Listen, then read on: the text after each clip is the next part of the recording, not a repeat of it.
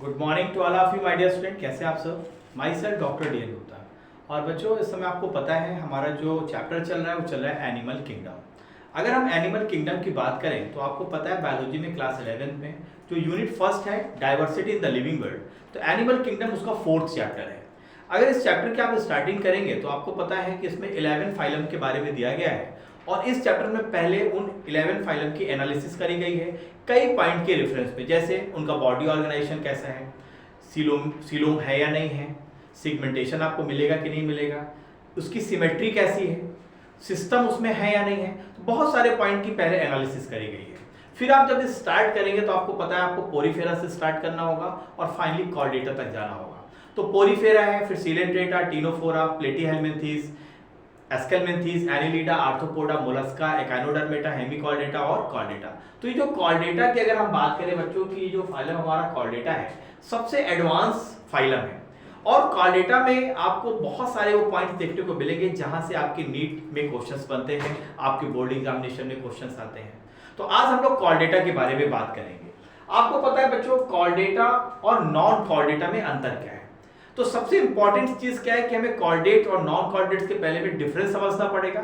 After that फिर ये जो हमारा कॉर्डेट है इसका डिवीजन कैसे दिया है एनसीईआरटी में उसके बारे में हम लोग स्टडी करेंगे और फिर उस डिवीजन में जितने भी पॉइंट्स होंगे, जो भी क्लासेस और सुपर क्लासेस हैं, उसका एक एक करके हम लोग स्टडी करेंगे। तो चलिए सबसे पहले हम लोग ये देखते हैं बच्चों कि कॉर्डेट्स और नॉन कॉर्डेट्स के बीच में कौन से वो पॉइंट हैं जिसमें आप डिफरेंशिएट कर सकते हैं और आप आसानी से समझ सकते हैं कि यस ये एनिमल कॉर्डेट में आएगा या नॉन कॉर्डेट्स में आएंगे। तो चलिए जो पॉइंट्स आपके एनसीईआरटी में दिए गए हैं अगर हम उसकी तरफ ध्यान दें बच्चों, तो पहला पॉइंट ये कहता है कि अगर हम एनसीईआरटी के पॉइंट्स की बात करें कि नॉन कॉर्डेट और कॉर्डेट में जो सबसे बड़ा अंतर होता है कि नॉन कॉर्डेट तो बच्चों इसीलिए बोलते हैं क्योंकि इसमें नोटोकार्ड प्रेजेंट नहीं होती है, इसीलिए हम इसको क्या बोलते हैं कि ये नॉन कॉर्डेट्स हैं, अर्थात इसमें किसी भी प्रकार की कोई नोटोकार्ड उपस्थित नहीं है।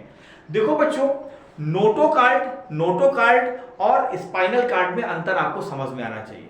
देखिए अगर एक सिंपल सा पॉइंट की हम बात करें कि स्पाइनल कॉर्ड्स क्या है, नोटोकार्ड्स क्या है, तो नोटोकार्ड्स के बारे में मैं आपको बता दूं कि नॉन कॉर्डेट्स में जो नोटोकार्ड्स होती है बच्चों इस तरीके से इलोंगेटेड एक रॉड शेप स्ट्रक्चर्स होता है, जो सॉलिड स्ट्रक्चर्स होता है, जो बॉडी को प्रॉपर क्या करता है, उसको फ्रेमवर्क, उसको जो बॉडी को प्रॉपर एक प्रॉपर साइज प्रोवाइड करता है, प्रॉपर उसको एक बैलेंसिंग के लिए इंपॉर्टेंट होता है, प्रॉपर उसको सपोर्ट देता है, सपोर्ट के लिए मेन स्ट्रक्चर्स होता है जिसको हम नोटोकार्ड के नाम से जानते हैं।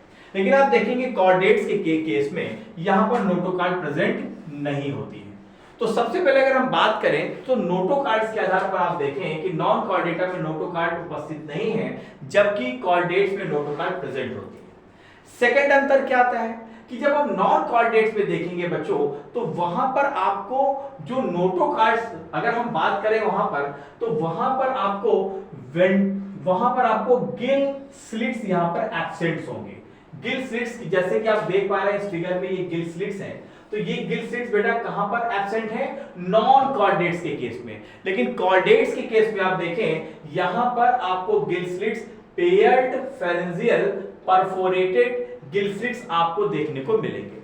फेरेंजियल का मतलब जो फेरेनिक्स रीजन होता है वहां पर आपको गिल स्लिट्स देखने को मिलते हैं। नेक्स्ट पॉइंट क्या आता है, नॉन कॉर्डेट्स में आपको कभी भी बच्चों एनल टेल का मतलब कभी भी वहां पर आपको पूंछ देखने को नहीं मिलेगी, टेल देखने को नहीं मिलेगी। लेकिन कॉर्डेट्स के केस में आप देखिए यहां पर पोस्ट एनल टेल आपको देखने को मिलती है। अगर हम हार्ट के रेफरेंस पे बात करें, हार्ट के रेफरेंस का मतलब कि हार्ट का प्लेस प्रॉपर कहां पर है, तो नॉन कॉर्डेट्स में हार्ट आपको डॉर्सल साइड देखने को मिलेगा। देखिए अगर हम ह्यूमन की बात करें तो हमारा जो आगे वाला पोर्शन है ये वेंट्रल साइड है और पीछे वाला पोर्शन क्या है, डॉर्सल साइड है। तो नॉन कॉर्डेट्स के केस में जो हार्ट की पोजीशन है वो डॉर्सल साइड है, जबकि आप देखिए कॉर्डेट्स के केस में हार्ट की पोजीशन कैसी है बच्चों, वेंट्रल साइड है। तो ये वो पॉइंट है जिसके आधार पर आप नॉन कॉर्डेट्स और कॉर्डेट्स में अंतर कर सकते हैं। क्लियर है?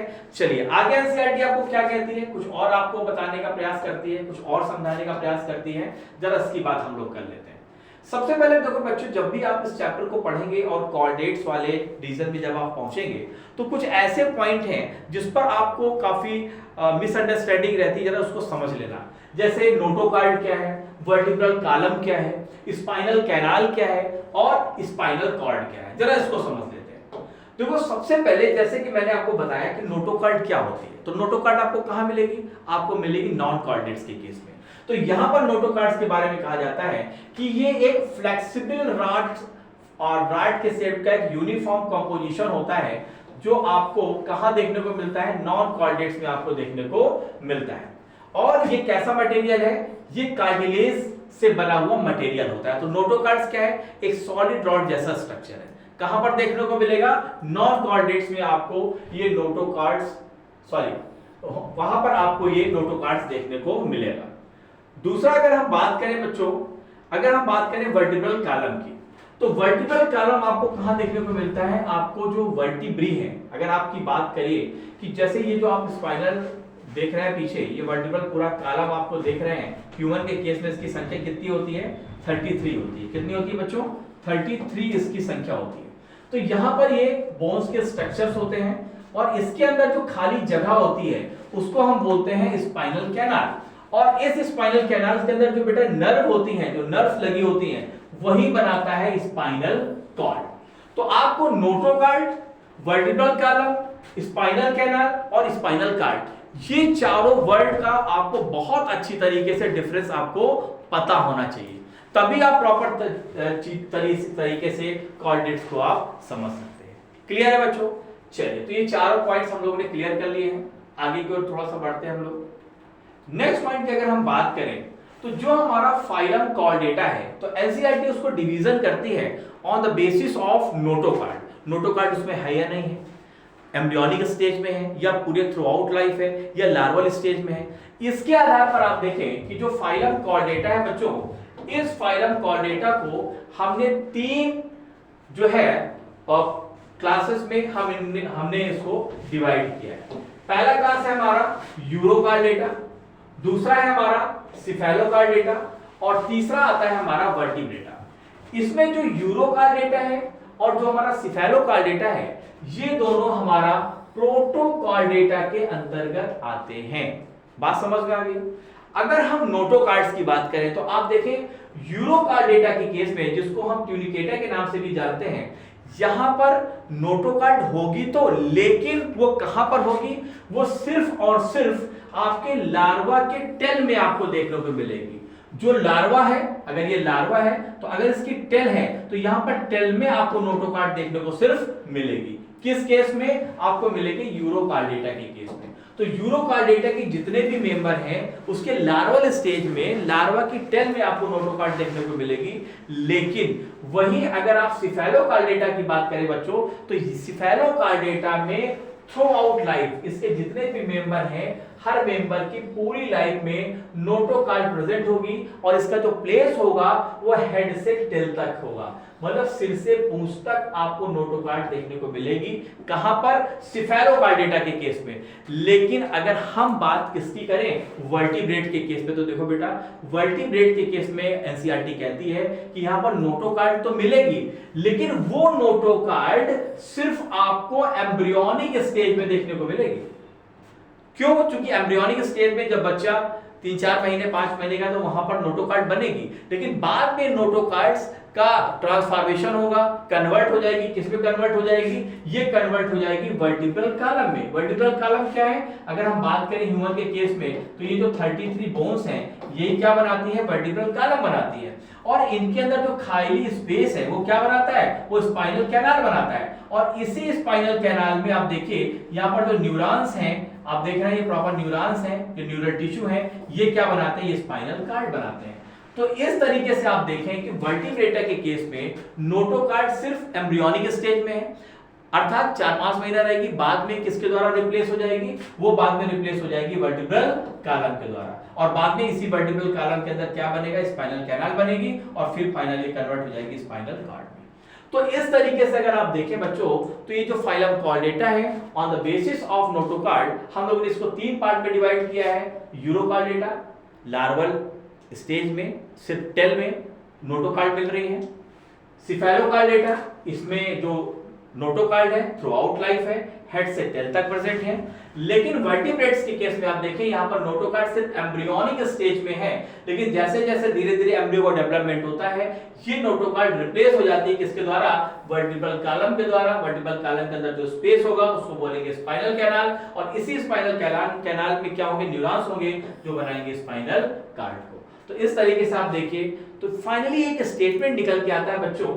आप एक चीज देखिए, यहाँ पर एक स्टेटमेंट ये निकल के आ रहा है कि जितने भी कॉर्डेट्स हैं, क्या कह रहा है, जितने भी कॉर्डेट्स हैं वो सारे कॉर्डेट्स क्या है, वो सारे कॉर्डेट वर्टिब्रेट नहीं हो सकते। देखिए यूरोकार्डेट और सिफेलोकार्डेटा वर्टिब्रेट्स नहीं है, लेकिन अगर हम बात करें कि ऑल वर्टिब्रेट्स, अगर हम सिर्फ इसकी बात करें कि ऑल वर्टिब्रेट्स आर कॉर्डेट, सभी के सभी वर्टिब्रेट्स क्या है, कॉर्डेट है, लेकिन सभी कॉर्डेट वर्टिब्रेट्स नहीं है। और यहां पर देखो ये जो पॉइंट दिया गया है कि all vertebrates are chordate but all chordates are not vertebrate is very important statement। NEET में क्वेश्चन यहां से बन सकता है, पूछा जा सकता है कि this statement is right or wrong। तो what will be your answer? Yes, this statement is 100% right।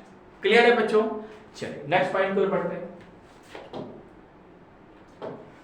अगर हम देखें बच्चों तो यहां पर फाइनली अगर हमें बात करें तो इन तीनों में जो हमें प्रॉपर जो स्टडी करनी है वो स्टडी किसकी करनी है, वर्टिब्रेट्स की। तो चलिए अब सबसे पहले अब हम लोग वर्टिब्रेट्स जो है उनका जरा डिवीजन कर लेते हैं। तो जितने भी वर्टिब्रेट्स हैं, सबसे पहले जब इन वर्टिब्रेट्स को डिवाइड किया गया तो उसका जो बच्चों बेस बनाया गया, वो बेस बनाया गया कि उन एनिमल में जा का मतलब जबड़ा उपस्थित है या नहीं है।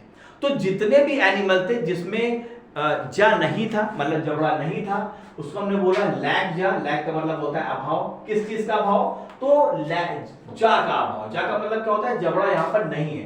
तो जितने भी एनिमल जिसमें जबड़े नहीं थे उसको हमने रखा एग्नाथा के डिवीजन में। और इसका एग्जाम्पल क्या है, क्लास इसका क्या था, क्लास था साइक्लोस्टोमेटा। साइक्लोस्टोमेटा में आपको पता है जो एनिमल्स होते हैं उनका जो माउथ है वो सर्कुलर है, सकिंग टाइप का है, राइट, क्योंकि इसमें जा आपको देखने को नहीं मिलेगा। दूसरे वो सारे एनिमल्स जिसमें जा होते हैं, अर्थात बियर्स जा करते हैं, जिसमें जा होता है उसको बोलते हैं नैथोस्टोमेटा। तो नैथोस्टोमेटा को फिर हमने सुपर क्लास में डिवाइड किया कि वहां पर फिन्स मिल रहे हैं। अगर उसमें फिन्स है, फिन्स क्या होते हैं, अगर हम बात करें, अगर एक फिश को आप देखें, फिश के प्रॉपर स्ट्रक्चर्स को देखें तो ये आपको दिख रही हैं, ये क्या है, इसकी फिन्स हैं। तो जब हमने नैथोस्टोमेटा को डिवाइड किया दो सुपर क्लास में जिसमें फिन्स हैं और कुछ ऐसे हैं जिसमें आपको लिम्स देखने को मिलते हैं। लिम्स में दो हैंड हो गए और दो लेग्स हो गए, चार चीज हो गई। तो हमने इसको किसके अंदर रखा, टेट्रापोडा के अंदर रखा। टेट्रा का मतलब क्या होता है, फोर। टेट्रा का मतलब क्या होता है, फोर, टू हैंड्स और दो लेग्स। और फिर वो एनिमल रखे जिसमें आपको फिश देखने को मिलते हैं, जैसे जिसका सबसे अच्छा एग्जांपल है फिशेस, इसमें आती हैं फिशेस आती हैं। और इसके दो क्लासेस हैं, पहला है कॉन्डिक्थीस और दूसरा है ऑस्टिकथीस।